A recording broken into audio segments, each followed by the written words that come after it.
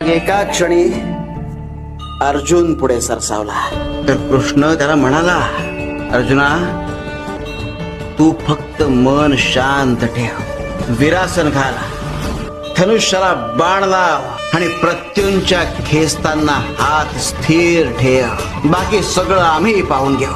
त्यावर अर्जुन हसून म्हणाला, अरे कृष्णा, विरासन मी घालणार, धनुष्याला बाण मी लावणार, प्रत्युंच्या खेचताना हात स्थिर मी ठेवणार, अचूक क्षणी बाण मी सोडणार, मग तू काय करणार? त्यावर कृष्ण हसला आणि म्हणाला, हे सगळं तुलाच करायचंय, पण मी ते करणार जे तुला जमणार नाही.